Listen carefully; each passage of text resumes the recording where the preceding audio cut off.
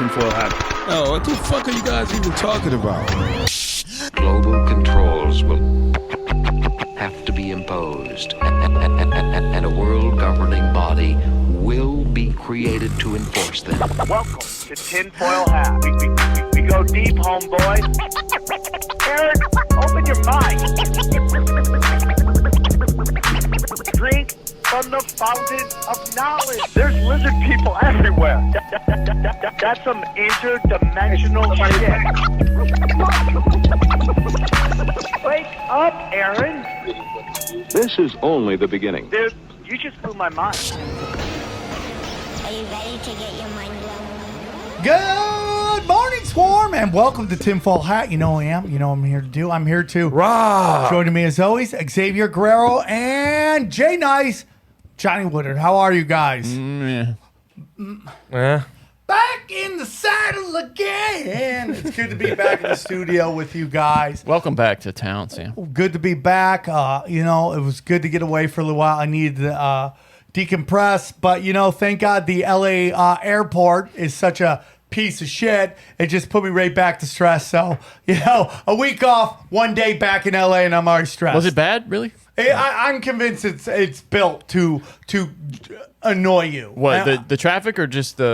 Just its new they have design. construction. They have construction. You got to go to the side to get your Uber. It's a shit show. Yeah, it is, and it's done purposely. Then you hear just sounds, but I don't want to get into it. I've already talked about that before. But, guys, a lot of amazing things are going on here right now. First of all, the big 500th! Yes, the big 500th episode. Boom. Is now up. You just go to samtripoly.com and you can grab your tickets. And when the tickets are gone, the tickets are gone, man. They're two shows. Gone. Now, if you buy tickets to both, you put in the special code, which is TFH10, I believe, and you will get $10 off the total purchase. And buy them now. It's going to be a real fun party. Let's do it while we can, because who knows what's coming. Come join us once it sells out, and I believe it will. I'm going to try to do something on Friday as well, but we'll see how that goes. If you are in Murrieta. If you're in Murrieta, right? Am I right? Yes. On August 26th, I am doing a show there. It's almost sold out. It's not a big room, but it's almost sold out, so it's one show. That's August 26th. September 3rd, we are in Spokane. There's a no mask man. Right now, there's no vaccine passports happen to be there. Okay? We're not going to do a show if there is. Right now, they're not asking for it, so we are moving forward. Tacoma is sold out. It's sold out. You can go try to buy tickets, but they told me it's sold out. Spokane is available. And then I'll be in Simi Valley on the 8th. Again, once those tickets sell out, they sell out. So grab them now, because when they're gone, both Murrieta and Simi Valley, I'm working on new material. So go check that out. We got a bunch of t-shirts available for you folks. Oh, real quick, last thing. So Tinfoil Hat, man, make sure there's also the comedy show. So we have a 7 p.m., the 500th is at 7 p.m., and then the stand-up comedy show with Eddie Bravo, Xavier Guerrero, myself, and someone's going up and doing their first set. Johnny Woodard will be joining us. Grab your tickets, so make sure you get both of those. Yeah. The tinfoilhattshirts.com. The new one, Disobey, is there. Oh, shit. People seem to love it. I love that face. And we're going to be working on getting a limited edition at Breakfast and Chicken Snake Up, which I love. There'll be a limited edition. Once those t-shirts are gone, they are gone. All of us here have premium content. If you can't get enough of us, there's more content out to you, and it's all available at rockfin.com. ROKFIN.com. I have 4 to 5 shows on there. Most of them, I'm doing 2 shows each, okay? It's all $10. You get my shows. You get Xavier Guerrero shows. You get Johnny's Broken Sim show. You get Johnny Woodward Presents Broken Sim with Johnny Woodward and his trusty intern, Sam Tripoli, okay? Go check that out. That's available. Greatest of all time, sometimes. Greatest of Grateful all the time when Johnny would just hit record and I'll do it. All you gotta do he is hit the says record. that, but when I ask him, he's like, not today. No, that's not true, Johnny. But go to rockfin.com. If you go to samtripoli.com, you can check out all the links. There's Tinfoil Hat. There's Zero. And then there's Conspiracy Social Club. And if you, let's say you haven't heard Conspiracy Social Club, all you got to do is go to Apple Podcasts, or wherever you listen to Apple Podcasts, and you can go to the vault and hear free older episodes. And then if you like it, you want to hear new ones, just go subscribe on Rockfin for the new ones. Did I miss anything, guys? Nah. We got new Broken Sim dropping today. I hope. Just don't forget the tickets. Don't Get grab 'em. your tickets, man. It's going to be the 15th and the 16th. The 16th is the actual show, but I'm working on something special for the 15th. I'm trying to get Brian Callen to come out to do the 100th of Conspiracy Social Club once the Saturday shows are sold out. All right, guys. This is a great show. Jim Lee, who studies weather warfare. This is a banger. good one. Xavier Guerrero has put him up for the Yep. the Mount Rushmore. The Mount What's Rushmore. that? What's that in Spanish, though? What did he say mountain in Spanish? Montaña. Montaña. La montaña. Rushmore. Rushmore. La montaña rusa. Montaña Rushmore. Joe Montana. Rushmore. Okay. Enjoy the show because it's Go a bang. deep, homeboy. Eric, open your mind. Drink from the fountain. Of Super knowledge. excited for this show, so let's get into it. This gentleman is, he is an expert on weather warfare. I'm all in right there. He has a website called the Climate Viewer. You can go to climateviewer.com. I'm very excited to have him on. Please welcome the man, the myth, the legend, Jim Lee. How are you, brother? Pretty good. Want to fight about it? I appreciate you coming on. Thank you so much. For our listeners who may not know you, brother, can you tell us a little bit about yourself? Well, I'm 45 years old, self-taught, married, got 2 daughters. I hear you guys are into mixed martial arts. My 11-year-old daughter just got her orange belt in MMA from the World Martial Arts Federation. Hell yeah. I told her she could date when she could kick my ass. And, I'm 101-0 right now, so she's gonna have to really bring it before she can ask for the keys. But I do a lot of research on weather control and climate change, pollution, privacy, and propaganda. The 3 Ps I find pretty important. And I was a Boy Scout, so I do this as my good turn daily. Everything that I do on all 3 of my websites, climateviewer.com, climateviewer.org, which is Climate Viewer Maps, and weathermodificationhistory.com. Everything I do, including my videos, are all Creative Commons, non-commercial. You can download them. You can do whatever you like. They're completely free.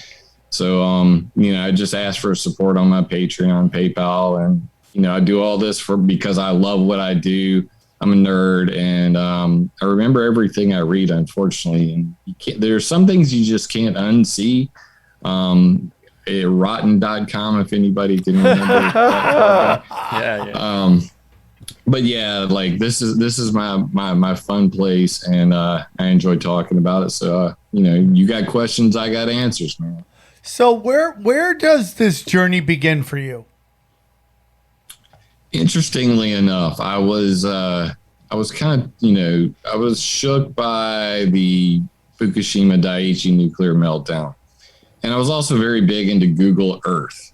So I, for those who aren't familiar, it's a program you can download and you could put little dots on a map. And I started mapping out things like all the nuclear reactors of the world because I was curious. Just to see how many were in my backyard. And 440 nuclear reactors later, I realized, wow, there's a lot of them, which then took me to nuclear waste, which then took me to missile defense radars, because, hell, that's like Star Trek stuff to me, and lasers and rockets and all that kind of crazy stuff. And, I posted this in the science research section of the Google Earth community, and it sat there proudly for a while, gathering tens of thousands of downloads. This KML file, it's like all the map dots in one file, until the day that I decided to put weather modification projects into my, collection of maps that were all in one. And it was immediately moved by the forum moderators to what they called the other sentient side, aka the tinfoil hat forum. There we go. So, of course, much to my chagrin, and I took it to the mods, and I said, this is all well documented. I mean, here's United Nations reports that I pulled these from. Here's the original documentation. This is not tinfoil hat stuff. And for those who've ever had an argument with a forum mod, let me give you a couple quick pointers. They're never wrong. Their head is larger than the round earth we live on, despite how flat you may think it is. Oh, yeah. I listened to your 2.5 hour podcast, every minute of it on Flat Earth. That was priceless. Shots fired. Minute of it. And I really enjoyed that. And I never listen to anybody's anything. So well, we're proud to be that podcast for you. And and if you ever want to come on and debate those guys, we would love that. I mean, I'm looking. Listen, I have no horse in the race. One day I might take Dave up on that offer. I would love to see that. I would love that. I'll make 2 quick points. One, during the podcast, he said there are no photos of Earth. And, he said NASA, Nazi, and all that stuff. Well, there is the Japanese Himawari 8. That's Japan. That's not NASA. That's not even the European Union. It's not United Nations. But the Himawari 8 has the highest resolution camera ever put into orbit, and it takes a photo of the Earth every 10 seconds. And the thing about that photo is that I can actually match that up with about 150 different atmospheric sensors worldwide and walk out my back door and look at webcams. And guess what? They all match up. So if that's not a photo and it's all CGI, then insert colorful metaphor. Regardless, I love it. In a capitulation, climateviewer.org is my map. So after this whole Google Earth debacle, it really put a fire up my ass to prove to the world once and for all that this is not your conspiracy. This is conspirafact. That for 100 years people have modified the weather, that you don't know about it. That's a conspiracy fact. At some point, Google decided to take Google Earth away from the world. Used to, you could embed your maps on a website. So I learned to program my own websites. I had Google Earth on there, and they took it all away. So then I had to find open source software, rewrite the whole damn thing. Long story short, I have climateviewer.org/3D, which is Climate Viewer 3D. You can go there. There's a 3D globe. You can see 660 maps, live feeds of earthquakes, fires, smoke, satellite imagery, everything, all same time. And for you flat earthers out there, I made a flat earth button, which takes that round globe and flattens it right out. So you can be happy too.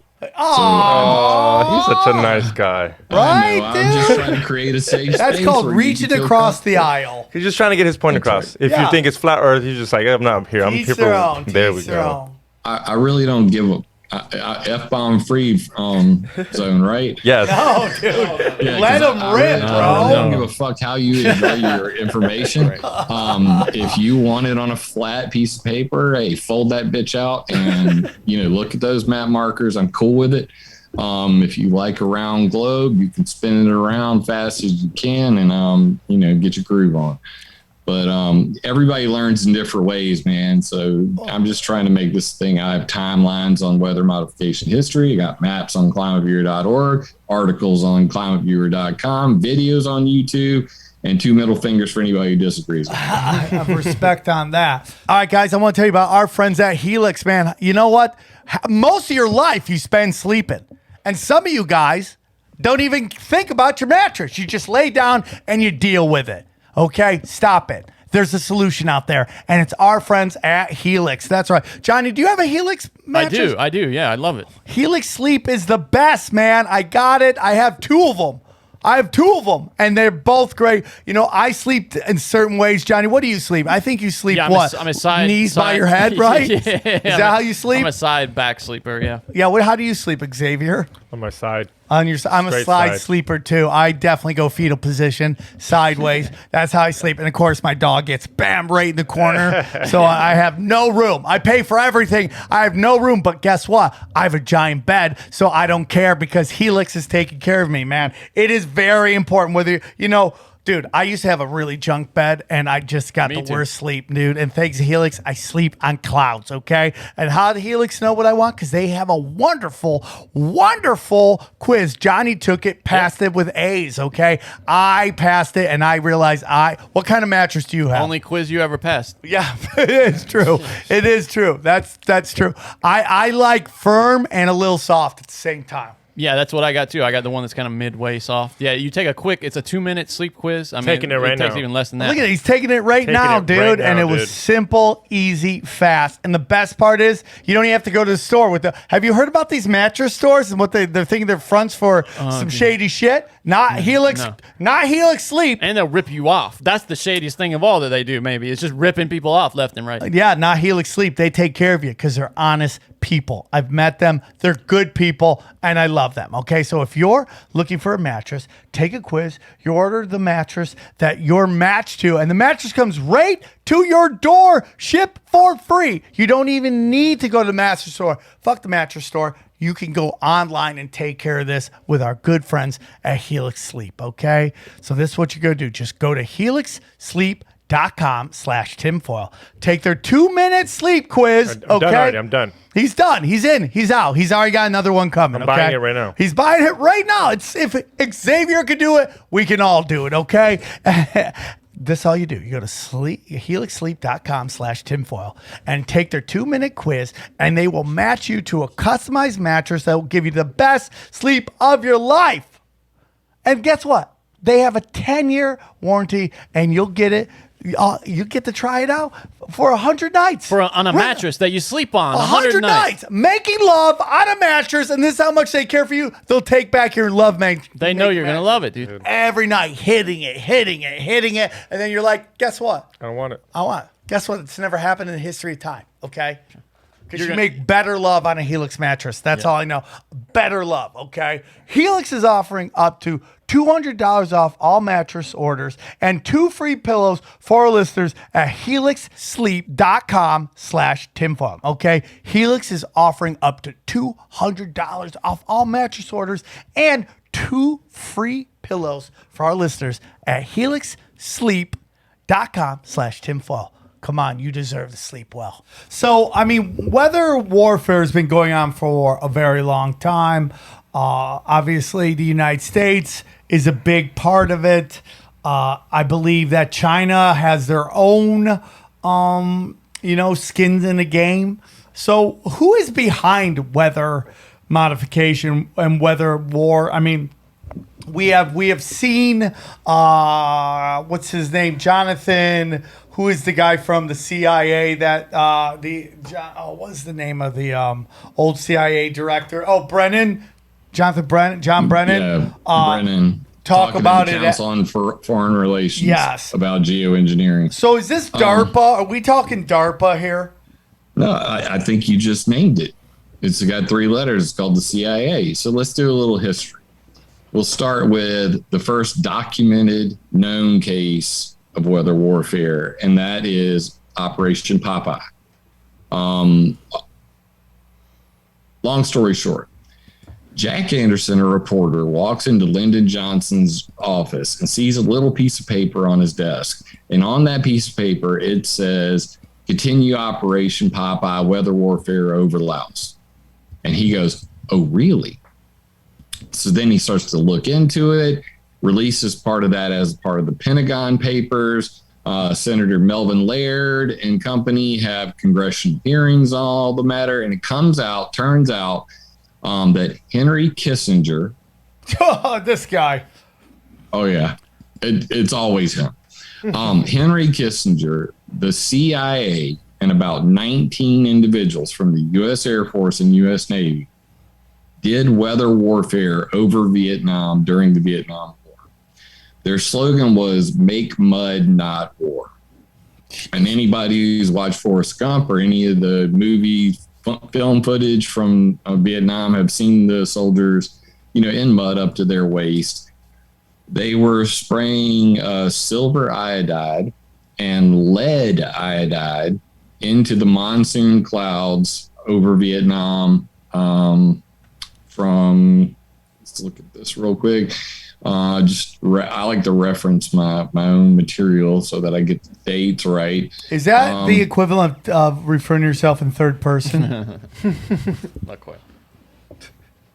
Jim will now refer to weathermodificationhistory.com as Jim likes to reference his own material. And Jim thinks that this occurred March 20th, 1967 through July 5th, 1972. Jesus. So for literally 5 years, we were doing the CIA, Henry Kissinger and his cohorts, in a secret program that not even the director of defense, the Department of Defense, knew about.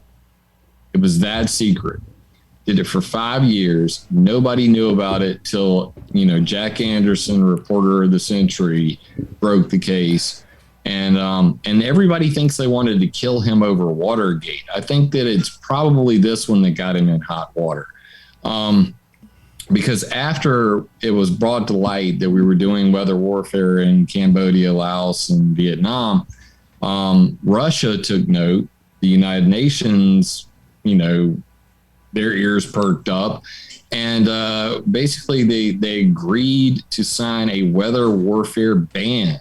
It was called the Environmental Modification Convention in 1976. It was ratified in 1978. And to this day, it's the only legislation on the books that says that weather warfare is illegal. Now, weather modification, controlling the weather, as they like to say, benevolent weather modification is okay. So they put real harsh, stipulations on this. For it to be considered weather warfare, it has to be long lasting and has damage as a causal, relationship for why they're doing loss of life and limb, things like that. So even when you go forward to today, like you got the United States Naval Research Lab, which I interviewed at the 21st Conference on Planned and Inadvertent Weather Modification in Austin, Texas. I went to the AMS meeting, the American Meteorological Society. And I interviewed them. They were saying, well, it's okay for us to use HAARP to make a plasma fireball in space that lasted an hour because it wasn't long lasting. Dude, I don't even know what you said there. What did you just say? That HAARP creates a plasma fireball in space. When did they do that? This was 2016, I think, something like that. 1 second. So as you're looking that up, China has talked about creating a second sun. I mean, is this what we're talking about right here? I mean, that's a totally different kind of project. But yeah, I mean, essentially, that's where, HAARP creates densest artificial plasma cloud November 12th, 2012. And that was when they created a fireball that was, that lasted over an hour. That they basically, as long as they had the HAARP ionospheric heater up in Gacona, Alaska, as long as they had all those antennas focused on that one spot and shooting power into it, there was a fireball. The minute they turned it off, fireball gone. So that's their explanation for why they're not violating NMOD treaty, the weather warfare ban, because it's not long lasting. I mean, we didn't hurt anybody. I mean, ELF waves, extremely low frequency waves, screw with people's brains and everything. But, we were just making a fireball, bro. We want to reflect some freaking radio waves over the horizon. So we make artificial ionospheric mirror. Basically using space, using, the ionosphere of our planet as a weapon system, as a communication weapon system. Today's episode is brought to you by our good friends at Athletic Greens, the most comprehensive daily nutritional beverage I've ever tried, okay? With so many stressors in life, it's difficult to maintain effective nutritional habits and give our body the nutrients it needs to thrive, okay? Busy schedule, poor sleep, exercise, stress, or simply not eating enough of the right foods, okay? This is where Athletic Greens can help, okay? Their daily all-in-one superfood powder is your nutritional essentials, okay? It is by far the easiest, most delicious nutritional habit that you can add to your health routine today and empower you to take over your health, okay? Own your health. Ownership of your health. That's what we're talking about. I can't recommend this enough to friends or family, okay? One tasty scoop of Athletic Greens contains 75 vitamins, minerals, and whole food source ingredients, including a multivitamin, multi-mineral, probiotic, green foods blend, and more that all work together to fill in the gaps in your diet, okay? Increase your energy and your focus, aid with digestion, and supports a healthy immune system, all without having to take multiple vitamins, multiple products, okay? So this is what's going on right now, dude, okay? Right now, Athletic Greens is doubling down on supporting your immune system during these spring months, okay? They are offering my audience free 1-year supply of vitamin D and 5 free travel packets with your first purchase if you visit my link today. You're basically never have to buy vitamin D again, okay? I just tell all my friends, all my family, I drink this every day, every morning, kickstarts my day, getting my my nutritional greens and getting my multivitamin, multi-mineral, probiotic, superfood to kick off the day, all right? I tell all my family and friends to do it. So this is what I need you to do. Simply visit athleticgreens.com/tinfoil and join health experts, athletes, conspiracy podcasters, and health conscious go-getters around the world who make a daily commitment to their health every day. Again, simply visit athleticgreens.com/tinfoil and get your free year supply of vitamin D and 5 free travel packets today. So let me hold on real quick before we move forward. As I listen to you talk about all this stuff all I think about is all the chaos with COVID we're going on. And what all these sheep keep saying is, I trust the science. I trust science. And for me, you're just saying slogans, but you're really saying, I trust people talking on television. But if you kind of think about like so much chaos in the world, whatever we live in realm, I think it's a haunted house, to be honest with you. That so much chaos is brought on by science and scientists. And, I would love to talk to somebody do you know what you're doing? And why are you okay with doing this? And do you not see that this could be used for the powers of evil, let's say, whatever evil is, used against humanity? And are you comfortable with that? That's exactly what I've been doing the last decade. The more I learn about it, the more scientists I get in touch with, the more I ask them just directly. I'm like, do you realize what you're doing? David Miles research, he talked about steering tropospheric rivers. These are atmospheric rivers. They're water in the sky in these large belts that they can steer, using electromagnetic waves. And I said to him, aren't you worried, that, the military is going to get a hold of your technology? And then he goes on to tell me, well, shit, man, that happened. I found bugs in my hotel room when we were doing that thing in Texas that you wrote that article about 3 years ago.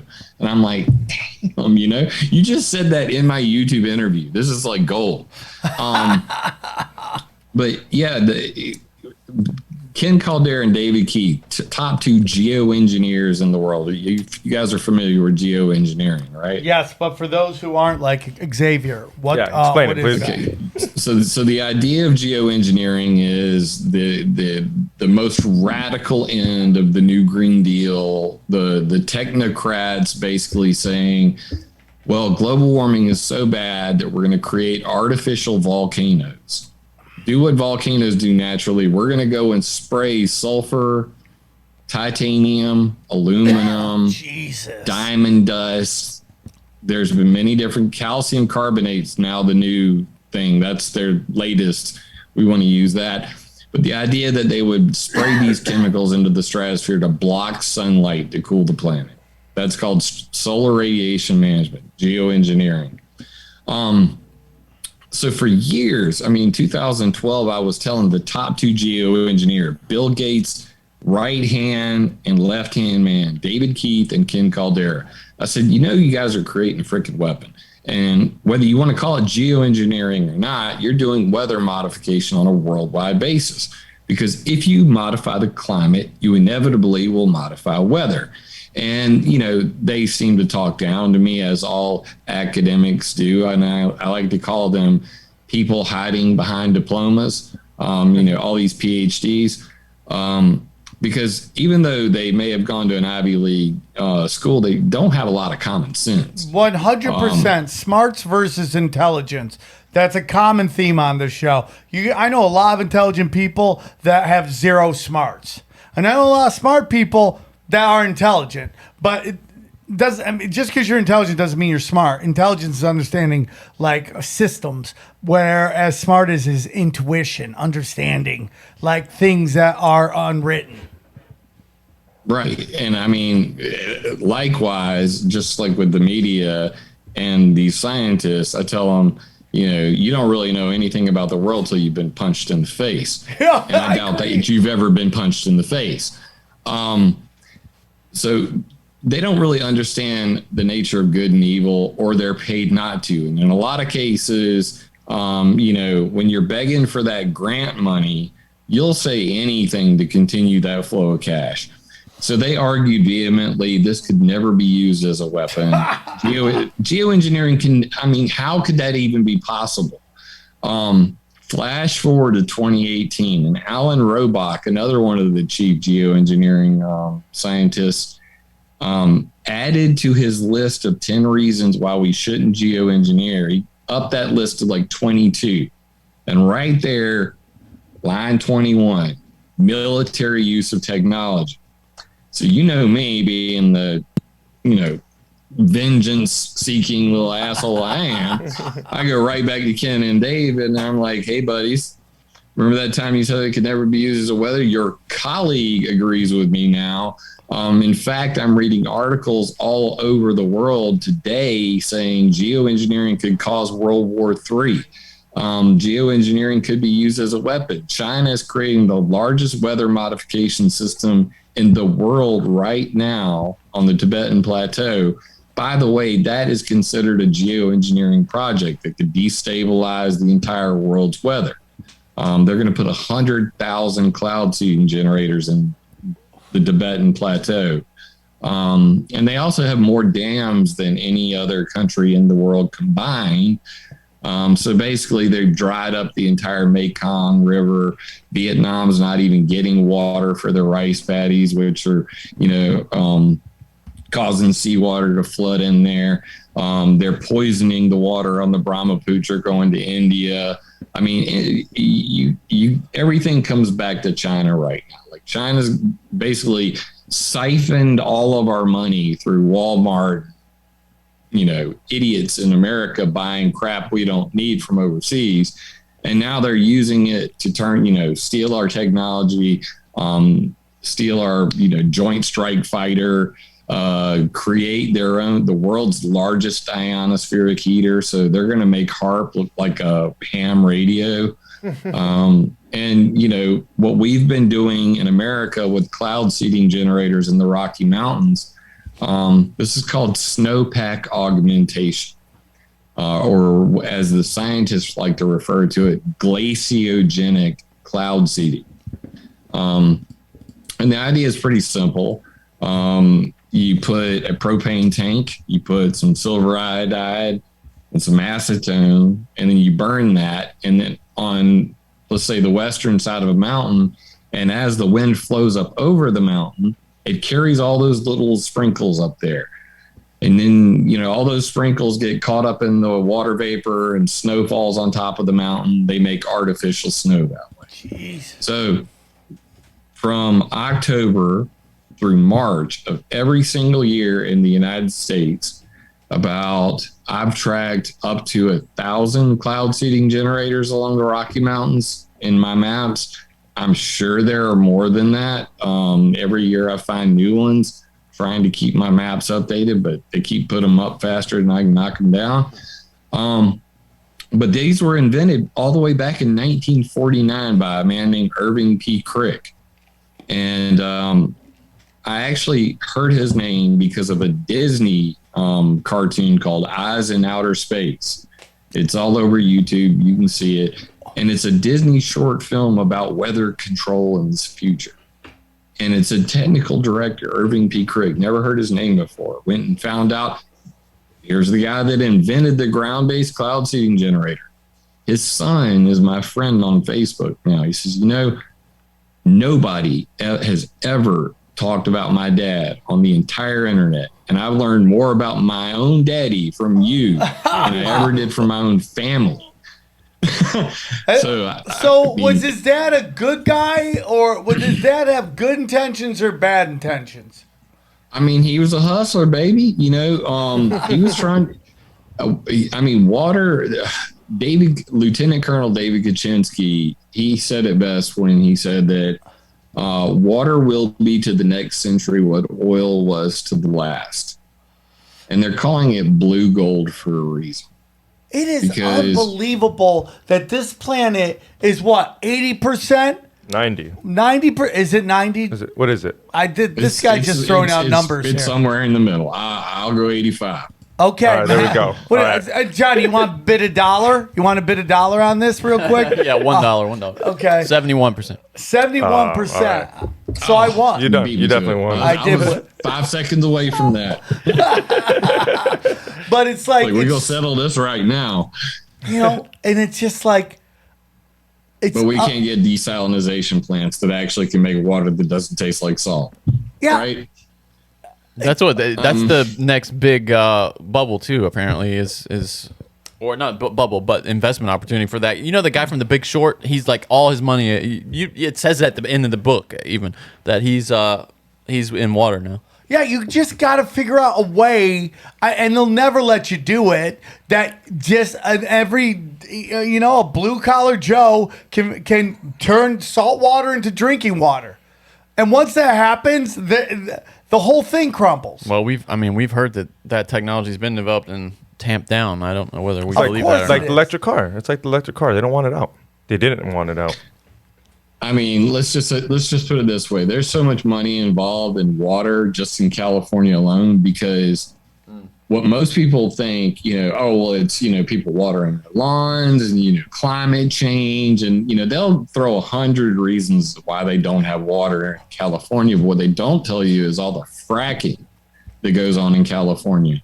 And when your average well uses 6 to 12 million gallons of water to frack a well, and then you've got thousands and thousands of wells, which, by the way, also up to anywhere from 30 to 50% of the methane that comes out of a fracking well ends up going straight into the air.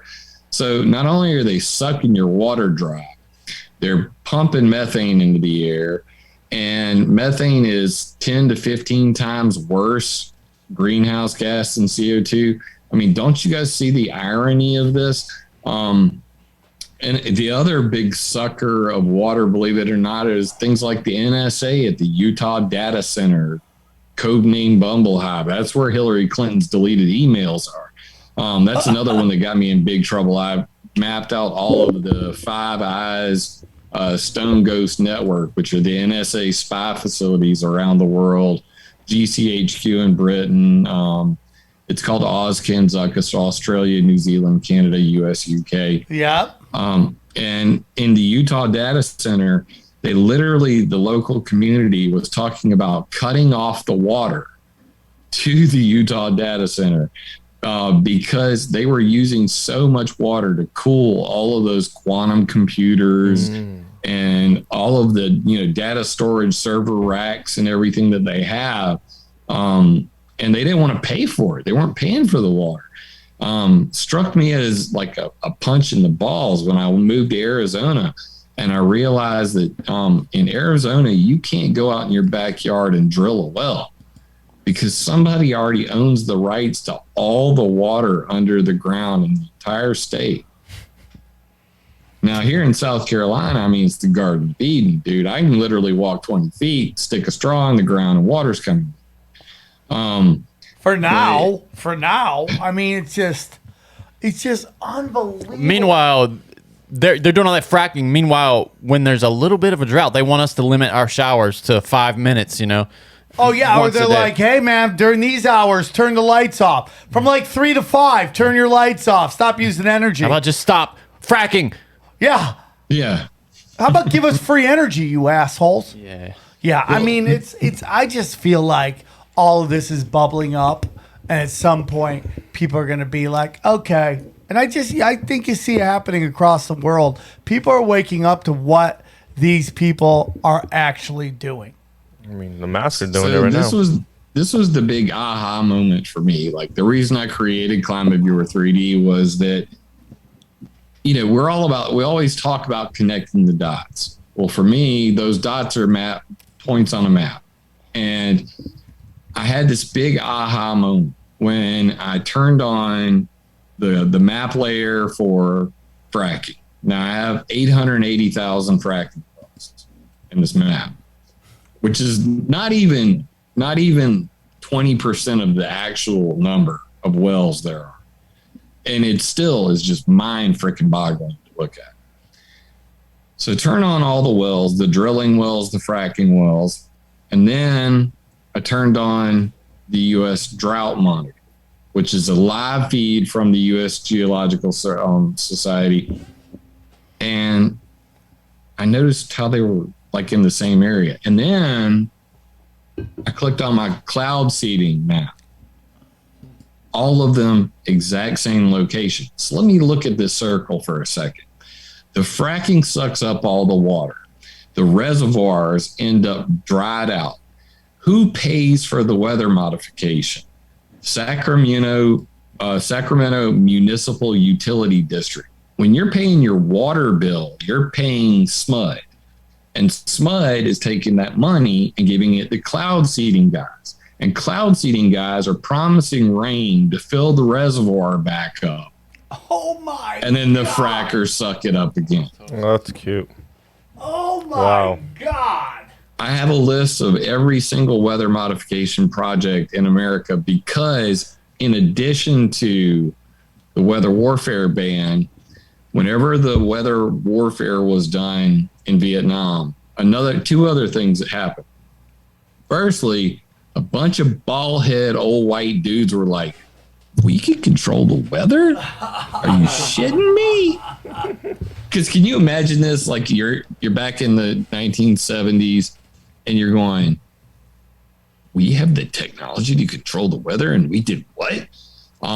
So they ordered a full scoping report, weather modification prospects, problems, and potential. And this was like it was published in 1978. Weather modification programs, problems, policy, and potential. It's a 788-page volume on every single project that had happened that was funded by the government or private up to 1978. Because, of course, all the congressmen were at this point going, what the fuck? I didn't even know this was going on. That we could even do this. Can we get a report on this? Okay, order that up, for starters. They also, that was in the National Weather Modification Policy Act of 1976. but they also made what's called the Weather Modification Reporting Act of 1972. So in America, if you go and you want to modify the weather, it's as simple as filling out 2 forms. And they're both they're for NOAA, the National Oceanic and Atmospheric Administration. But the forms are NOAA Form 17-4 and 17-4A. So the first one's called the Initial Report on Weather Modification Activities. So it says things like project or activity designation, if any, purpose of project or activity, your name, who's paying for it, who's going to do it, and how long do you plan on doing it. And you follow that report up with the interim activity report and final report. And in it, it says things like number of modification days, number of modification days per major purpose, increased precipitation, alleviate hail or fog, other. I mean, that's just a creepy wide open category. Other check. You're really screwing with some farmers today. Hours of apparatus operation by type, airborne or ground.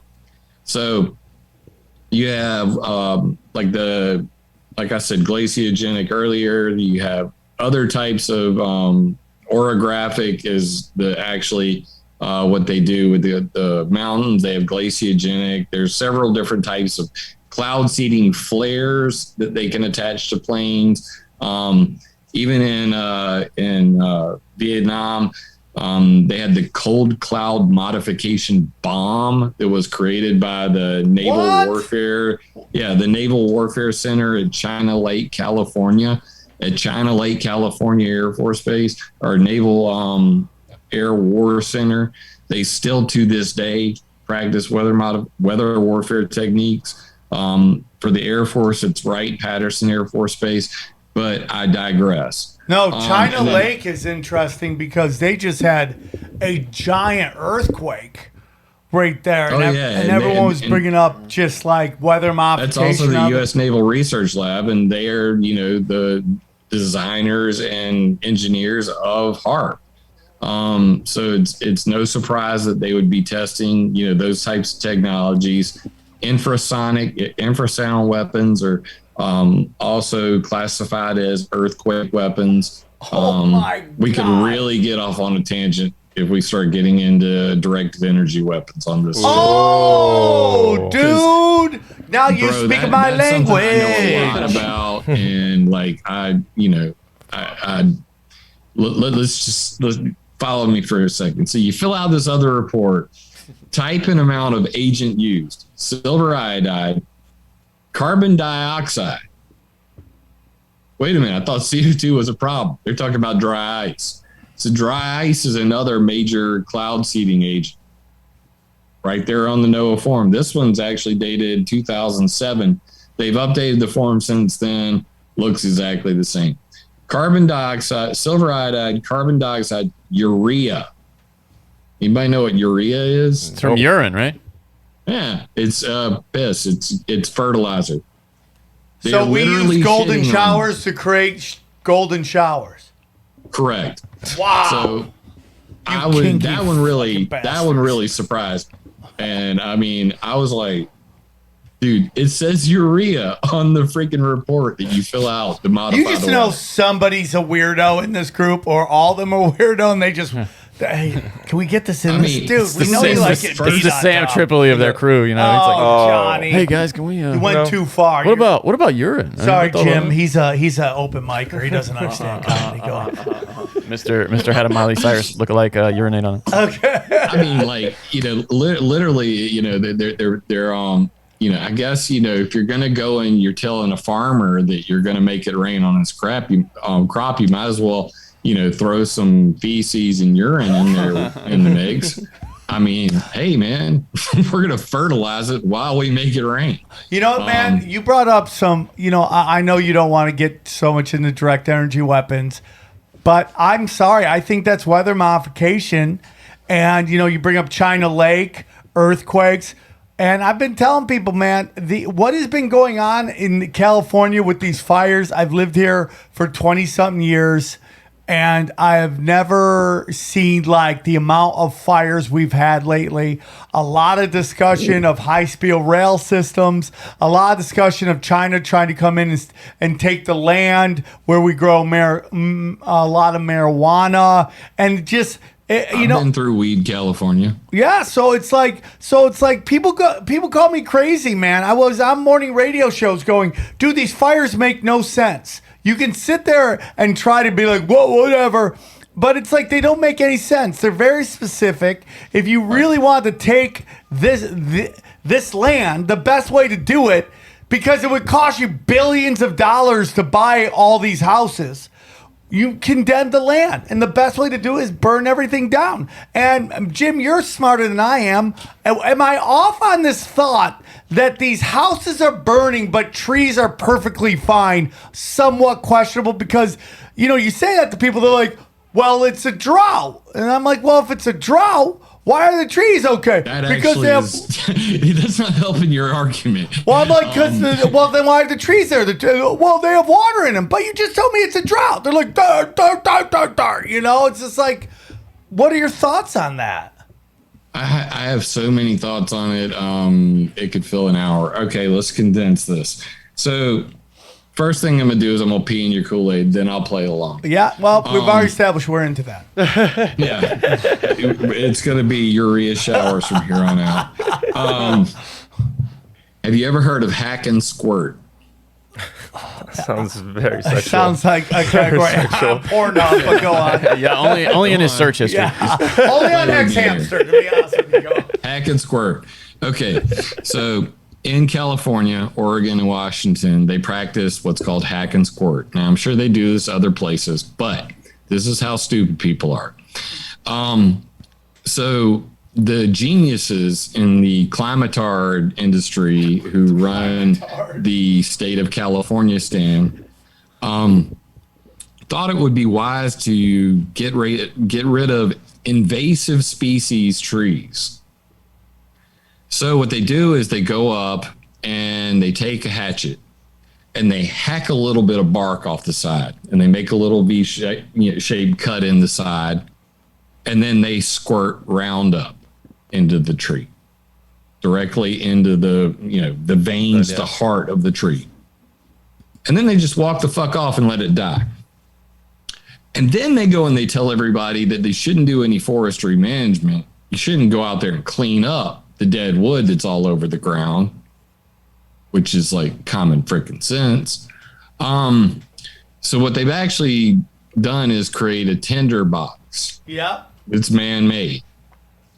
Now, I've talked about this for several years. I was kind of tickled shitless when I heard Donald Trump, like literally, I forget where I heard it, but he was, he went to go see some fire damage, and he's like, well, if they actually did proper forestry management out here, then this wouldn't be happening. Because the bottom line is, whether you believe that directed energy weapons from space, or somebody's intentionally lighting the fires, or if it's just some, nefarious scheme to do some disaster capitalism, regardless, if you don't have the tinder box, then you can keep it under control. Now I'm going to really fuck with you. Oh, shit.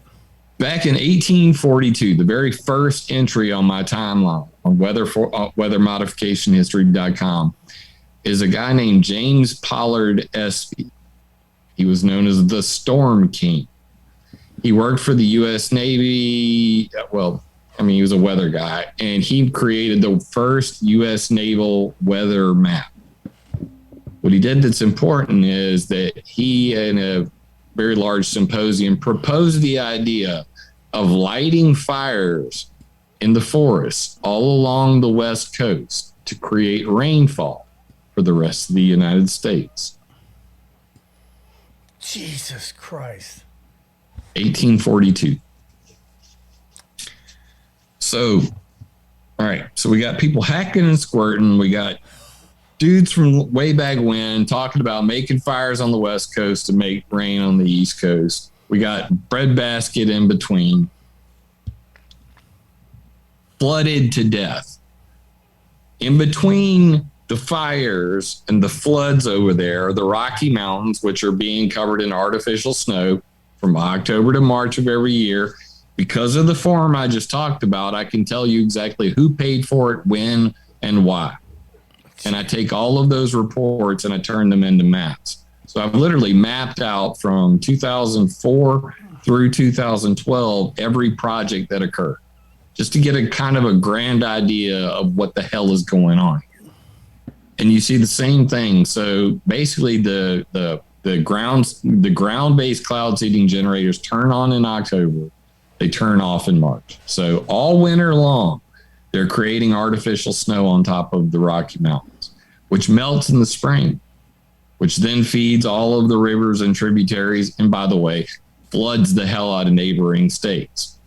In addition to that, we get these golf ball, basketball size hail all through the winter on the East Coast. And people are going, where the fuck this come from? Well, guess what? There are people literally if you go straight down the Mississippi River and you go west, everything on that west of the Mississippi weather modification projects. East of the Mississippi, there ain't a damn one. There were back in the 50s and 60s, but they realized it was kind of frickin' pointless.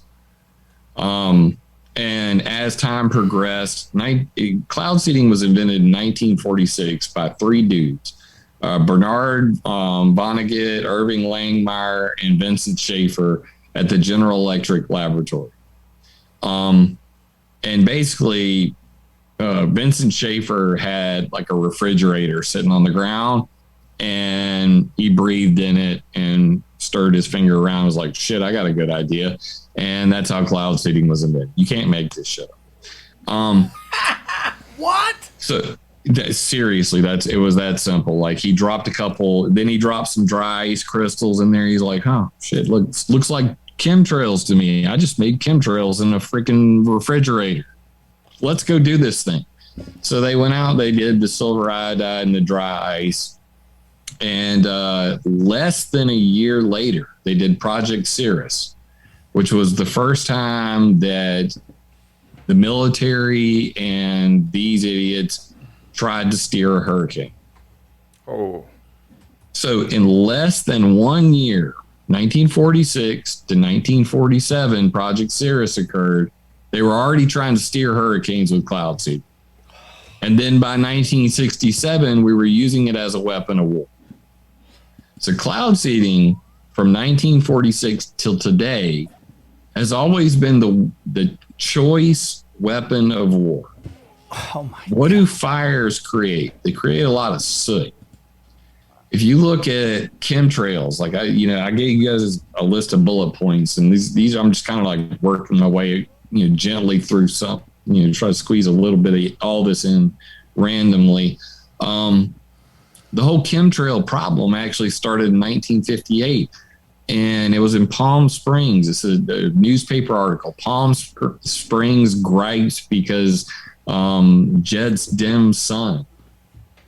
So a lot of people are going, well, this is a relatively new thing. And I'm going, shit, man, I've got article after article, decade after decade from 1958 on saying we got a cloud problem here. People are, dumping chemicals in the sky, making clouds. So 1946, cloud seeding's invented. Dude dumps some chemicals in a refrigerator. Looks like chemtrails to me. 1958, Palm Springs pissed off. They got too many clouds in the sky. Air Force actually responds to them. 1959 tells them either live with the trails or move the city of Palm Springs. I have the newspaper article. You can go to weathermodification.com/newspapers. 1970, the state of Illinois and New Jersey sued the airline industry for making clouds over their cities. What city did this? New Jersey and Illinois. Oh, states? Oh, my God. Yeah, both states sued the entire airline industry for making clouds over their cities. They at the time they called it black belch or smoke pollution of the sky. They didn't have the word chemtrail back then. That word wasn't actually on the internet until 1997, and the first article ever written about the word chemtrail was talking about JPA jet fuel and the United States military. That's a story for another show, because it's some real dirty shit. I mean, if you tried to put gasoline, if you try to put diesel fuel in your gasoline-powered Mustang, Ford Mustang, you probably would have the same result.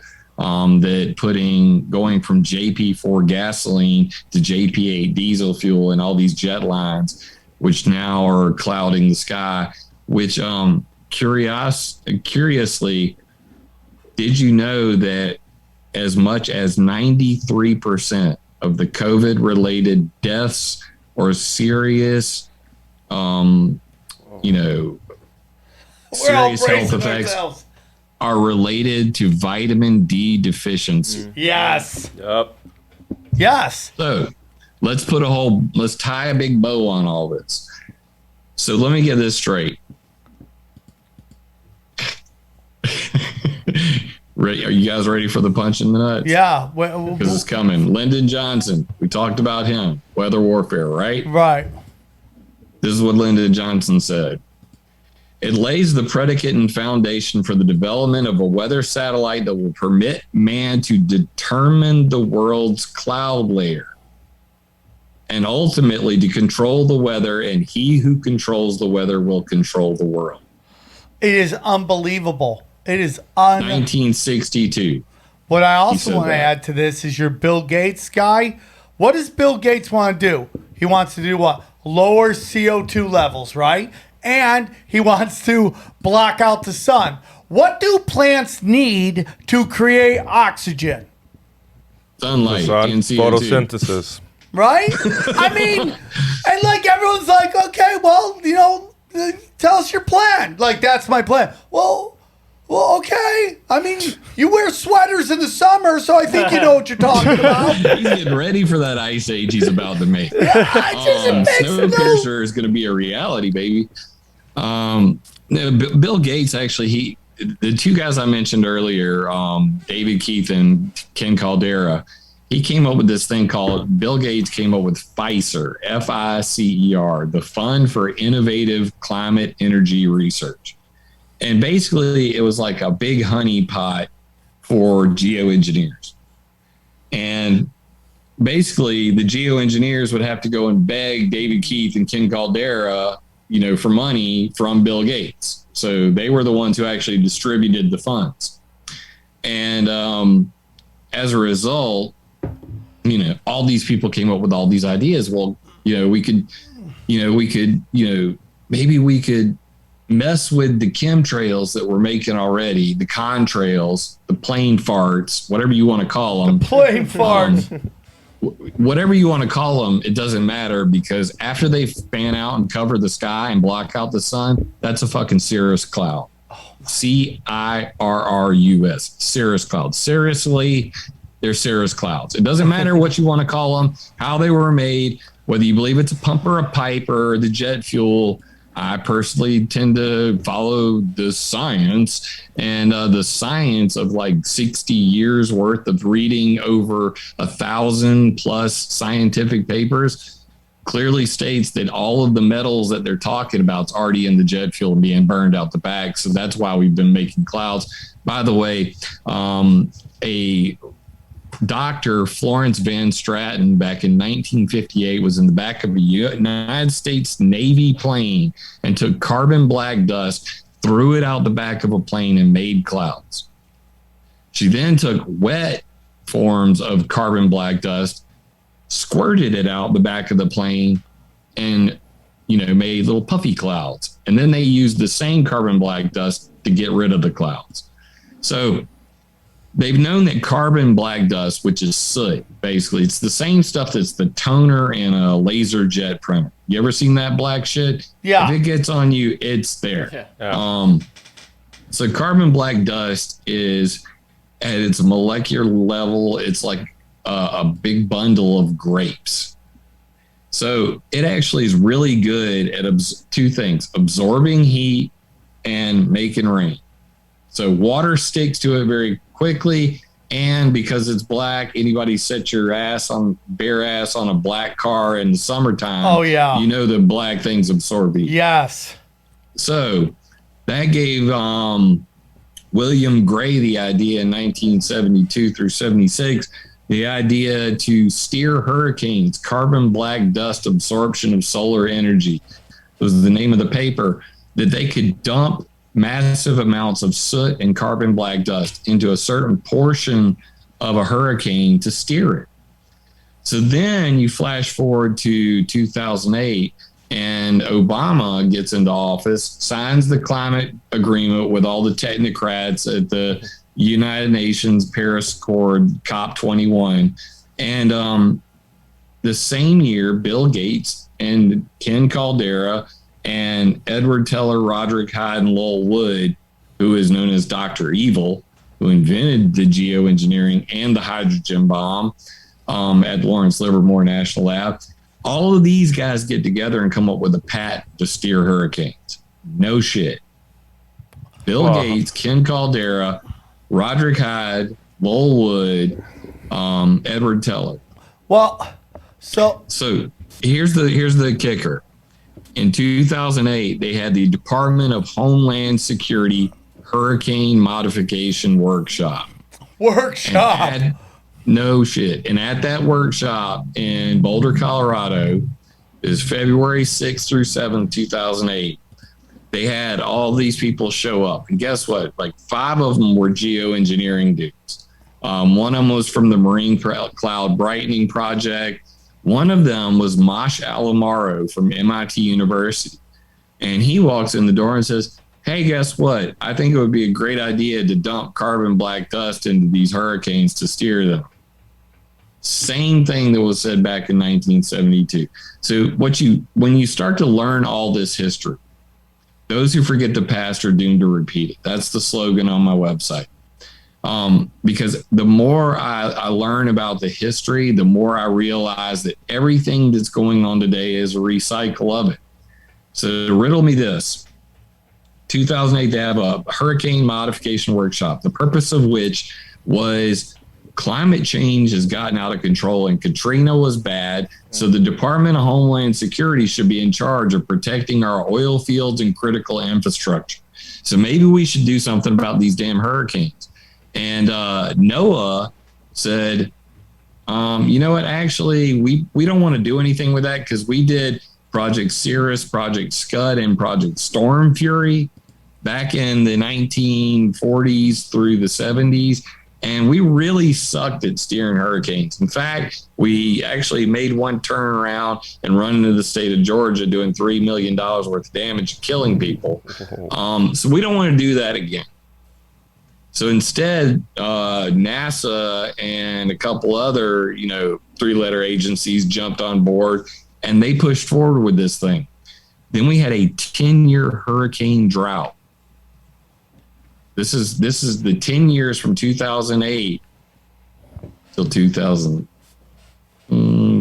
right about 2016. Actually started 2006 technically because 2005 was Katrina. So the day President Trump gets into office,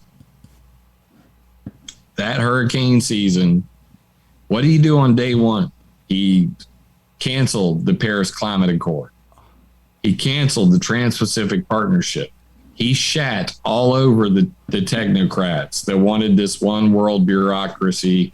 Look up technocracy if you don't know about it. I'm not going to explain it all right now. I know what it is. XG's lost, but English is his second language. Yeah, so anyway, so the point I'm trying to make here is he canceled their agreement that was basically going to solidify this one world order that the technocrats have dreamed about since the 1930s, where scientists would rule the world through an energy-based economy. And when he did that, magically, 3 major hurricanes hit in all the states where all the rednecks that voted for him were.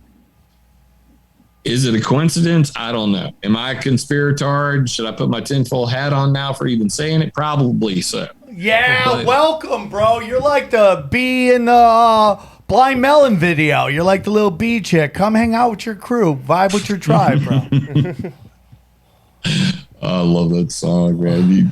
My favorite thing about too many jokes to be made out of that. My favorite thing about directing these hurricanes is, in my heart of hearts, I believe they use the old Atari controller, which is just one with the button on the top. I had that. Yeah, it's like one red button. Have you seen my logo on weathermodificationhistory.com? No, what is it, dude? Let's go look. Oh, there's a joystick involved. Oh yeah, really? And I'm not talking about a penis. But that's actually from the cover of the 1954 Collier's magazine, and we kind of cut it out. It's been used in a lot of memes since then. That's a great But image. it actually comes from James Roger Fleming. He also used it as the cover of his book, World's Top Historian on Weather Modification. What's the website again? Weather Modification. History.com. History. Yeah, weathermodificationhistory.com. And that comes straight from a 1954 magazine cover, where a guy's literally looking over his shoulder and he's got the controls right there and he's, flipping it around. So you can't make that stuff up. Let me see if I can find it real quick. It's unbelievable. Look at that. We just live in crazy times. Dude, just listen to you. I'm just like, I was right, dude. This is a haunted house, and there's a bunch of actors trying to scare everybody all the time. All the time. Whether it's false Pretty flags, whether it's weather. I mean, it's just their whole job is to steal our loosh and drive us crazy. And it was working for some of us. It's working. I mean, Yeah. like, dude, when you sit there, you go, how much of this chaos weather is man-made? Oh, well, it's global warming. No, like, how much are these fucking scientists in these shady-ass organizations pulling some shit? And you're like, almost all of it. Yeah, so that's kind of my whole thing is like, I talk about, I tell people all the time, don't tell me shit about climate change unless you know about the climate changers. And these people have been intentionally changing the climate for over 100 years. If you go back to 1900, even Jules Verne, 1889, to tilt to tilt the planet and melt the poles. To 1912, when they talked about making nuclear powered, or what was it?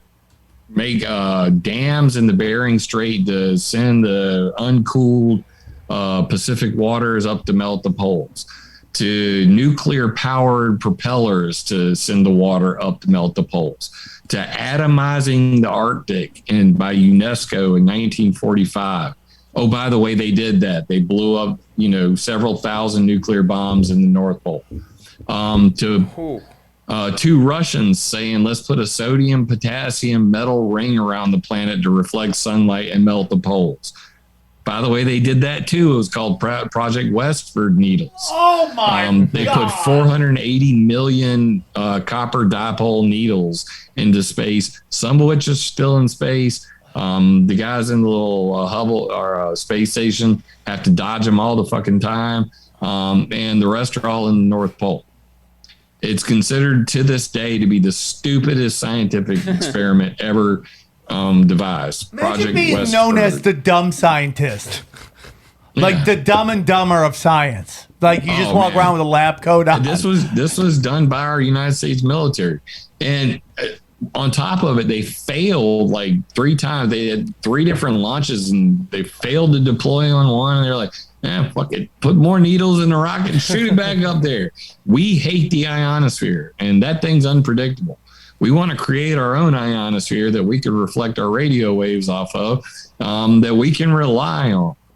So that was, but that's eerily coincidental to the two Russian dudes who were like, let's put a metal ring around the planet and melt the poles. The fuck are you talking about? We're not trying to melt the poles. We just hate radio waves going where we don't want them to go. So that's what we're doing here. So basically, you got 50 years of people talking about in public with no shame. Let's turn the North Pole green so that we can get to the oil and gas and make it like a tourist paradise. And then JFK comes into office. They come out with this paper called Restoring the Quality of Our Environment. And then there's this flip side of the coin where all the technocrats go, no, wait, we should save the Arctic because global warming is a thing now. And that was one of the first mentions of geoengineering and steering hurricanes and micro bubbles and microfilms of oil on the ocean to keep evaporation from occurring and all kinds of crazy shit. So you got these two warring factions. You got the ones that want to melt the Arctic to get to the oil and gas. And then you got the ones who want to save the Arctic because polar bears and shit. That's what you see in the commercials, right? That should be a t-shirt, polar bears and shit. Yeah, I mean, hey, that's already copyrighted, baby. I'm working. Yeah, he knows that. He knows us too well. He knows us too well. I've done over 70,000 t-shirt designs. I work in different t-shirt shops. Yeah, I've been a graphics artist since. What about the polar bears and shit? But the polar bears and shit are important. Okay, so then. You got these really crazy fucking people who literally do both at the same time. They say, we're the Arctic Methane Emergency Group. We're going to write a letter to all the leaders of the world saying we need to geoengineer today to save the Arctic because methane and shit and polar bears and shit.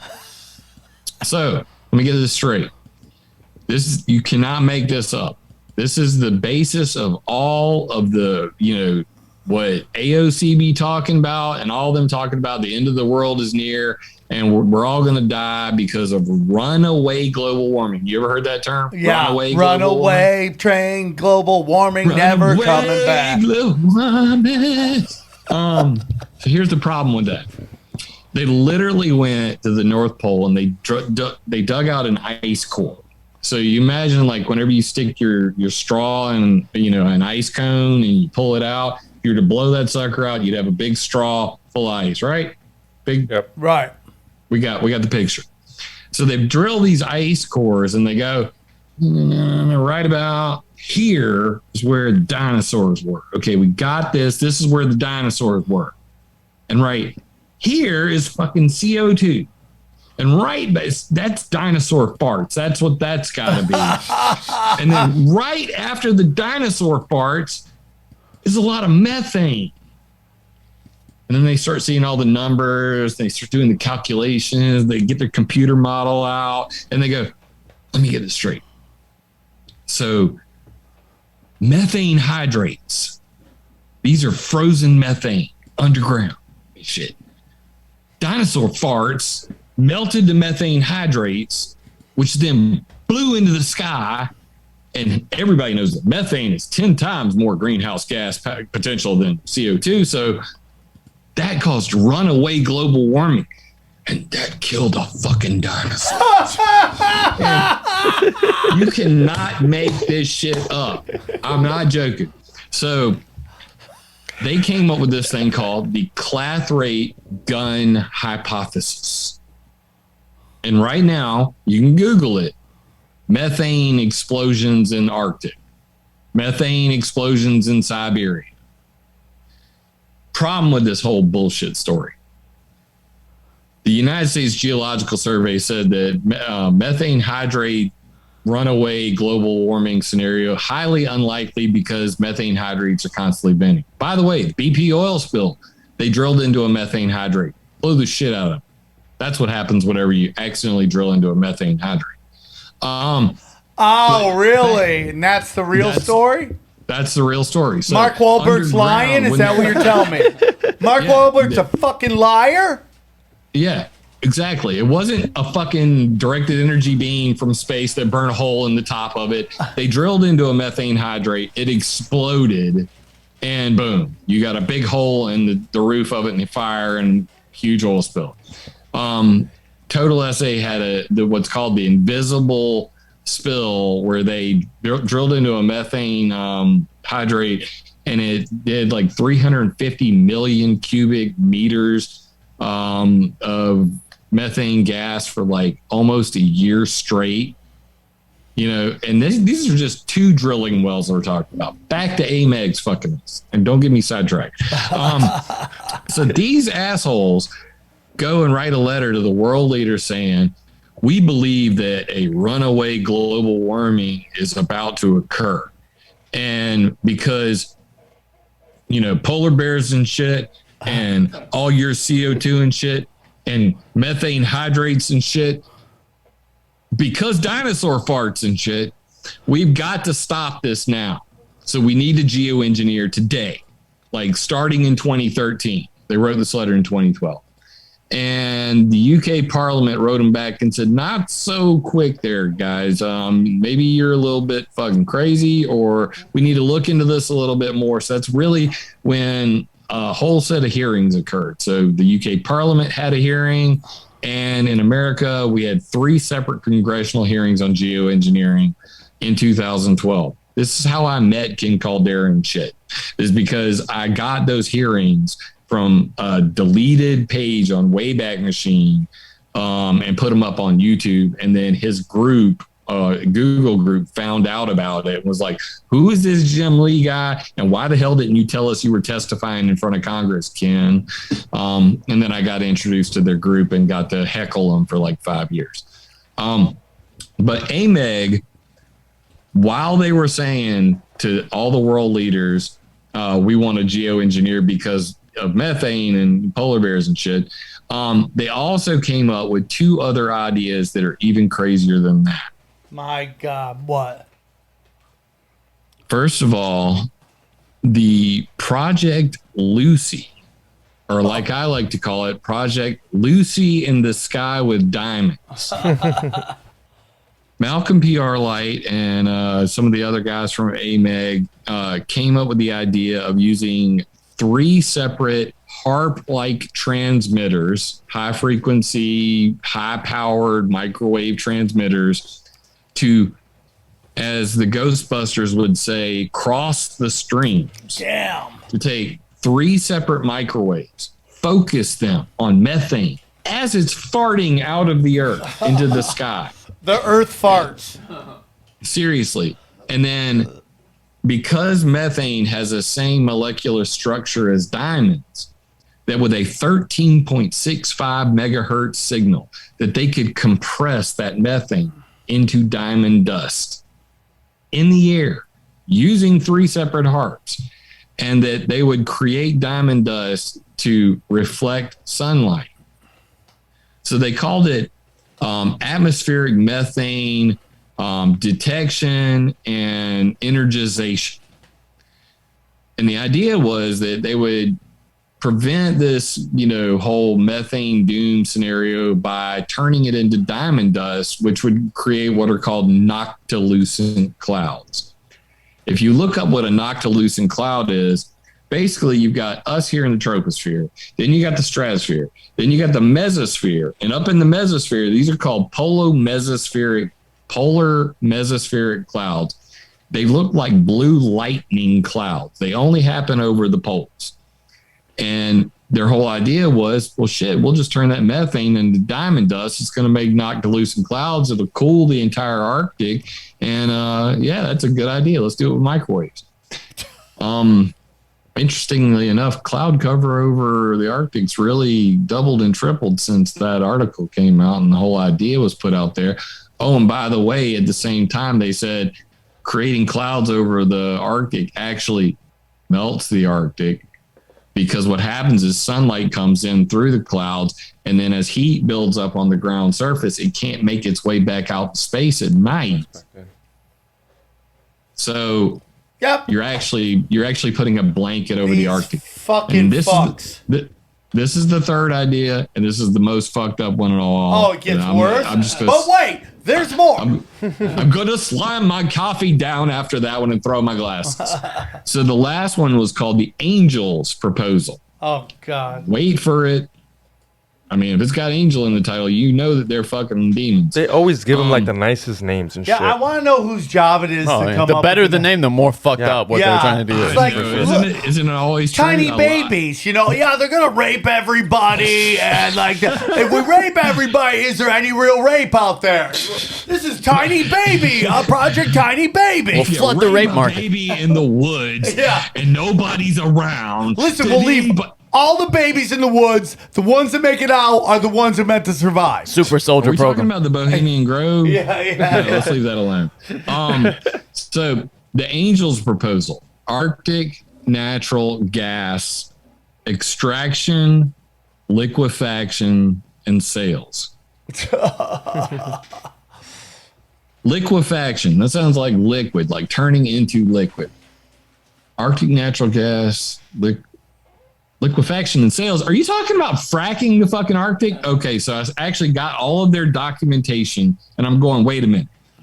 You said you wanted to save the Arctic. You said you wanted to get rid of the methane, but you're actually making clouds, and the clouds make blankets, and the blankets heat the Arctic. You're actually melting the Arctic. And now you're telling me you want to save the world from global warming by going ahead and getting the methane out of the ground in the Arctic before it can get into the air and sell it. I see what you're doing there. Now, that's a hell of a good scam. It's a hell of a good scam. So if you start to look really deeply into the climate change bullshit, what you really see is that for 50 years, they've been trying real hard to get to the oil and gas in the North Poles. If you look right now on climateviewer.org, you can actually see all on the north slope of Alaska, which is technically the Arctic. It's the northest pole we got in America. We've already fracked every damn square inch of it. There are fracking wells all the way across the top of Alaska. And if you Google and put it in quotes, new Cold War, put that in quotations because it's that exact phrase you're looking for, and then put oil and gas. What you're going to realize is that Russia and America are in a new Cold War over drilling rights in the Arctic. So you can't have all at the same time. You can't say polar bears and shit, but we want to, frack and drill in the Arctic. Yeah. Oh, by the way, we've been talking about doing this for 100 years, you fucking idiots, but you don't know history. You don't read anything. Yeah. 100%, man. And you see it right now with these people 2 years ago yelling about, showing your ID to vote is racist, but, not having a vaccine passport is going to kill people. It's just these are the same people that'll tell you, oh, but but all black people are, because they're really actually fucking racists, and they'll tell you, well, all these N words be drinking that old English 8-ball for got a 40 in their hand and a blunt in the other. Well, guess what? To buy that blunt, you have to have an ID. To buy that 40, you have to have an ID. I have not met a single black person in my hometown. Is 60% black people. Sumter, South Carolina. Look it up. And we get along just fine in South Carolina, as opposed to all the other racist fucking I completely agree with you on that. The I've South been gets I've along been a lot all over better. America, it fucking racist everywhere. And then I come back home, and guess what? We've been living together in South Carolina since the 1700s with black people. And we actually celebrate the Gullah Geechee, heritage, on the coast in Charleston. And, we have this shooting in Charleston.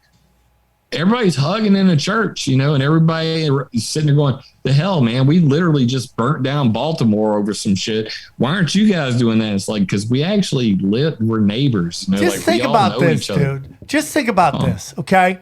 They believe that that, dude, my dad gets on the internet on his phone. He's 75 years old. He couldn't do anything on the internet. He could. He would love to. He'd love to be able to gamble and watch pornography. He can't do it. He's not good enough. He's not smart enough to figure it out. But it's so easy to get on your phone. It's so easy. My dad can even get on his phone. That's what I'm saying. He doesn't know My how to do nephew it. is not even 4 yet, and he knows how to swipe around on a phone. But if you ask people at Berkeley about black people, they're like they have no access to the internet. They can't get IDs. Yeah. They're like, what do you mean they can't get IDs? They can't get IDs. But these people are celebrating that you can't do stuff without your passport when it's well known that only a little over 20% of the black community, because they have justified skepticism of science and vaccines, have gotten the vaccine, and now they want to lock out everybody without. You literally are the ones who are hurting the black community. You know what they want? They want the undocumented vote. Yeah, because they want the Democrats. Cousins. Yeah, they want all my cousins voting. They don't got an ID. They're illegal. But then, dude, I'm sorry, but Latinos, dude, like. If you think about that's how stupid they are. They're like, well, don't you know that all beaners, they love Democrats? I mean, you ain't black if you don't vote for me? They're idiots. Bro, it's like, how much more insulting can you morons be? Dude, Chelsea Handler said that. And I've said this before. I've been told by very good authority that she used to hold up pictures of gorillas on set and tell people it was Lonnie Love's family. I've had multiple people tell me this story. And she's the one like, you're black, you gotta vote Democrat. She's a garbage person.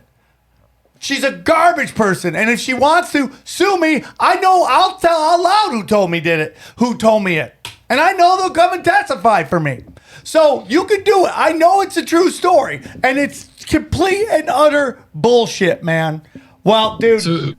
Go on. So what does this have to do with weather control? Let's tie a bow on that. Dude, at the beginning of this, I said Chelsea Handler's pussy is a black hole. I'm sure that's some fucking weather modification going on in there. Now you're up in the difficulty, but I think I can mount this. Okay. Trust me, you don't want to mount her at all, dude. Pollution. You'll draw back a stump. Privacy and propaganda. All right. So what do they have in common?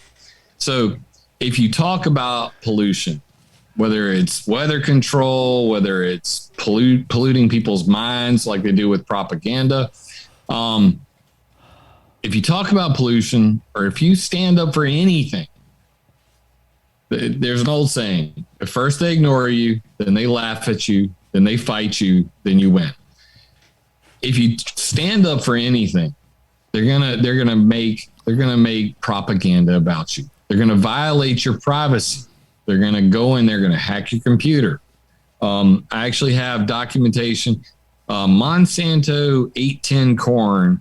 Paris, activists in Paris don't want it. Okay, this is from the original WikiLeaks State Department cables. This is one of the things that really got them straight up shitting with Chelsea Mann. Bradley, still Bradley Mann. What? Never mind. I got you. Regardless. No, don't do that. Okay, it's back.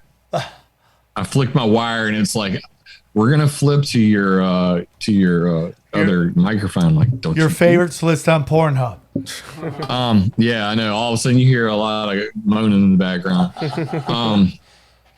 So in this State Department cable, they said that basically activists in Paris didn't want Monsanto's GMO corn, and that they were going to use the Stone Ghost Network, the powers of the Five Eyes, signals intelligence, apparatus, all of these spy agencies to find out who those activists were, and quote, make a list to distribute pain across the EU. And that it should be measured instead of short term, that it should be over a long time process, that they were going to harass and intimidate and violate the computers of these activists. The State Department is saying this now to the NSA, to the Department of State. And these are activists. These are just regular people. like you on Facebook, Twitter, going, fuck Roundup, man. And guess what? The government works for Monsanto.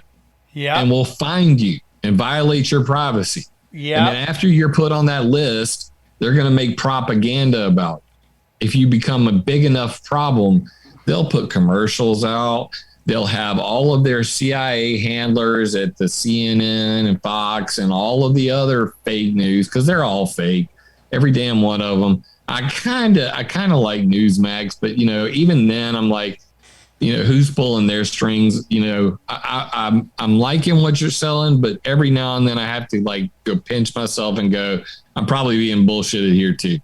But regardless, that's the 3 Ps. It's you stand up for some kind of issue. Whether my issue is pollution, I talk about people dumping chemicals in space, dumping chemicals in hurricanes. Quit fucking dumping chemicals everywhere to modify weather. I don't like it. And then privacy. I've been a hacker since I was 11 years old. Whoa. A graphics artist. I got my art scholarship when I was 9. So I got my first copy of Photoshop when I was 11 years old. It was Photoshop version 1.0.4.4, and it was on 14 floppy disks. I was on Trumpet WinSock on Windows 3.1.1, and the only internet in the whole fucking town was in the community college, and I would sneak in that bitch and use that thing like 5 hours a day after school. Jim, so you sound like a nerd dork. I learned to hack like early, okay? And I've been a security specialist since then. I've done 3D graphics and design. I've designed video games. I've worked with Disney, Pixar, Industrial Light and Magic. When I worked in Omaha, Nebraska at Positron Publishing, featured in 3D Graphics magazine. Designed a video game. Red Storm Entertainment from Rainbow Six offered me a job. All self-taught. I've never been to college. I just, I'm a nerd. Okay. The reason I'm saying this is that after like going through this whole making this NSA map and understanding all these issues, getting access to information in ways that most people don't have the ability to find this kind of stuff, knowing how to Google hack. Did you know that you can type weather modification space site DTIC.mil into Google? And what that tells Google is, I want to know about weather modification. I put it in quotations. This exact phrase, not weather, not modification, weather modification. I want to know about weather modification, and I only want results from the website DTIC.mil, military. Oh my God. And that spits out a list of stuff for me. Now, I've raped many a website in my day. Luckily, there are no crimes against this. And that's how I come across a lot of this information. But the reason I'm saying this is that literally, like, I've had BIOS level viruses installed. These are like especially for the biggest troublemakers on the planet. And we're talking about, most people get a virus. It's just sitting on your hard drive. They'll write what's called a 0-day virus. That means that your virus scanner cannot find it. There are no definitions for this virus. Then you have rootkits. And a rootkit actually lives in the master boot record of your hard drive and starts before Windows even starts up. So now I've hacked you at a root level before the Windows operating system has started. So clearly your virus scanner hasn't started. So it has full control of everything. Most people will go and format their hard drive, and they go and they delete their partition to destroy the master boot record, to get rid of a rootkit. Well, that wasn't good enough. Now people are literally like throwing their fucking hard drive in the trash and buying a new one. Well, guess what? They invented the boot kit. And the boot kit actually lives on your freaking motherboard inside what's called your BIOS, which is now the UEFI BIOS. Oh my! So there's a flashable portion of your motherboard. Back in the day, we used to do this thing where we'd put a virus in the motherboard and then tell your CPU, which runs on 5 volts, why don't you run on 15 volts, bitch?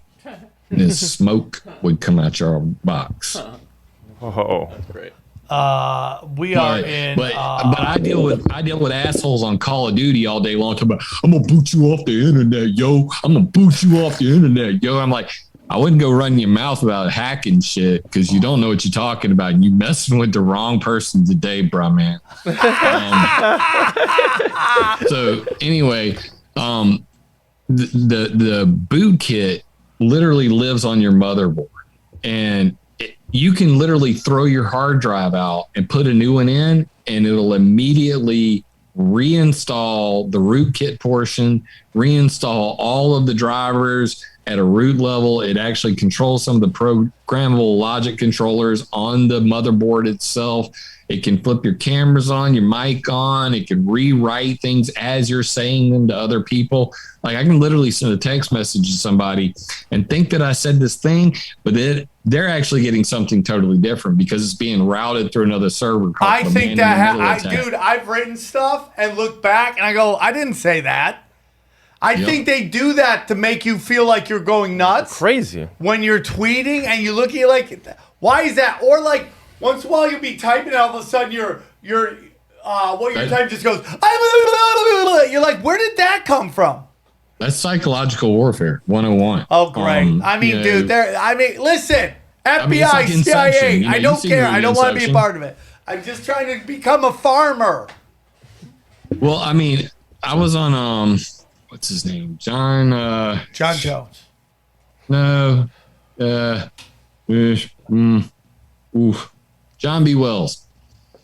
You guys heard of him? John B. Wells? No. Caravan to Midnight? Nope. Used to be on Coast to Coast AM? No. Anyway, pretty famous. I go on his show and he's sorry. like, you know, We're sorry. We failed. we're having technical difficulties today, and this has never happened before. And I'm like, this happens all the time when I get asked to go on interviews. If this was being broadcast live right now, That Roger Stone thing. Yeah. Roger Stone. We had him we on. had Roger and it Stone was- on. I mean, it was the It's most. like, Yeah, because when you start hearing that static, dude, I literally can. I'm running my phone, and I've got a black phone, and I'm watching like all these connections happen in between, and I'm like, hello to the guys at Fort Huachuca, at U.S. Air Force CENTCOM. Appreciate you picking up the line. Nothing nefarious going on here. You guys are a bunch of perverts. Keep listening. That's why I can I only put imagine on. the shit I they always see in put a on a show when I'm jerking off to porn. I go because I know people are watching, so I go like fucking laser light show, bro, and I put on a show. I'm like, what's the worst that's going to happen? I mean, for me personally, you know, put my junk out on the internet. You'd be doing me a favor. I mean, that's not the kind of favors that they want to be doing. Oh, And so for you're hung guys- like a horse. Now all of us want that. I got you a know- mean shaft. It's you know, if you got a car trunk down there, ladies, we're not gonna I get along that mean, well. Cherry Blossom back here is competing for like distance. Okay? Oh, snap. Hacker with a big dog. You're the girl with the drag Those are my tattoos, wet big red drink. balls all behind me. Actually, just it's spit all a over. metaphor. But the point I'm trying to make is that like that's why they've been able to get away with doing these sorts of things for 100 years. That's why you've got people retarded enough to believe the Earth is flat today. Damn, Because dude, you're as just Edgar going out with Casey your put gun it- firing. Until all the people believe that nothing is true, the fight must go on. And that's really where we're at. This is, I mean, it's a son of a bitch that, you know, the human gorilla, Alex Jones, you know, came up with the InfoWars thing, because that's really what it is. It is an information war. It is perception management is like what they really call it. Outside of the military, inside of the military, they call it, you know, information, psychological operations. They call it something that's, it would change to PsyWar, and then shit, I'm going to have to look at my own page now. Jim, I got a jam because I have to go to my friend Brody. He passed away 2 years ago, and they're giving him a day in Ronaldo. Where is it? Where are they? Reseda. Yeah. That park. Yeah, so I have to get out of there. So, but Jim, you came, you saw, you super crushed, and I would love to have you on again. We just got to figure out the right topic. Maybe we can talk hacking and big dongs. He's on the list for Mount Rushmore on mine. Yeah. Oh yeah, shit. easily. You're in the running, bro. You're in the running. I'll go directed energy weapons and it's just some mind control weapons because whatever you want to talk about, man, I'm into it. But I appreciate you having me on and allowing me to use my foul language because I so rarely get to do that nowadays. Everybody's like, I got to keep it clean. And I'm like, fuck that. Joe Rogan gets to do it all day long. And why can't I talk like I talk in my own? We don't care about what the suits think. And, there's some people who listen that don't like it. But, we got to be ourselves. And that's what it is. And if they can't take a joke, then get the fuck out. And that's really all I got to say. But we love the Swarm. We're thankful that you guys listen to us. And we're thankful that, I'm not trying to create a world that is idealistic. I'm trying to create a world where everyone can just be themselves. And that includes talking how you want to talk. And, we're blessed that we have a very enlightened group of people who listen to this show. And they appreciate our how we attack these issues, with a sense of humor, because a lot of people take it all serious. The true sign of intelligence is to speak to any individual on their level and be understood. And if you don't understand a thing well enough to explain it simply, then you don't understand it at all. So I think that, using colorful metaphors and having some comedy is what is necessary in a world filled with fear porn. And people are so addicted to fear porn that they seek it out. I mean, I see these people, I'm a targeted individual, and I'm like, you're addicted to being scared. You are 100%. And if it goes back to the whole thing that Buddha said, that this is a realm of this, there will be suffering. And some people have really easy lives, and they're addicted to the suffering through the television because they can't get it in their everyday life. That's how good they are. Jim, one more time, where can they find you? ClimateViewer.com. If you look me up on YouTube, put Jim Lee Climate Viewer in there, because otherwise you're going to get the dude who draws Batman. ClimateViewer.org and WeatherModificationHistory.com. The world's most comprehensive timeline, and you can see things like the top 10 technologies used to control the weather today. A timeline from 1800 to present, which is about to be republished probably in the next week, complete with MLA formatting for Google Scholar friendly viewing. We have 875 newspapers on there from 1800 to present. It's the only resource on the internet that has all these facts, sans my opinions. So I save my opinions for radio shows like this, and obviously climateviewer.com, which is my homepage and my YouTube channel, where I say whatever the hell I want. And then, climateviewer.org is where I put all my maps. Going to be coming out with a new version of that in the future. Have a solution to the whole weather warfare thing called the Environmental Modification Accountability Act, to actually give the weather warfare ban of 1978 some teeth. You can check that out at climateviewer.com/NMOD. That's ENMOD. And if you're one of those benevolent souls who appreciates a guy who spends 10 years giving shit away for free, please hit me up on patreon.com/climateviewer or paypal.me/climateviewer. That's climateviewer 3D. That's my favorite shit. It looks great. I love that thing. I nerd the F out whenever that is so cool looking. He's Jim Lee. He came, he saw, he kicked some ass, and you are on the Mexicans' Mount Rushmore. You're in the discussion for Guest of the Year. We'll probably So proud. announce it at So the proud. Thank you. at the Big 500th. Guys, tickets are available for the Big 500th at samtripoli.com. Get them, because when they're gone, they're gone. I love you guys very much. Thank you for tuning in, and we'll do it again soon. Take care, everybody. We go deep, homeboy. Aaron, open your mind. Drink from the fountain of knowledge. There's lizard people everywhere. That's some interdimensional shit. Wake up, Aaron. This is only the beginning. Dude, you just blew my mind. Tinfoil hat.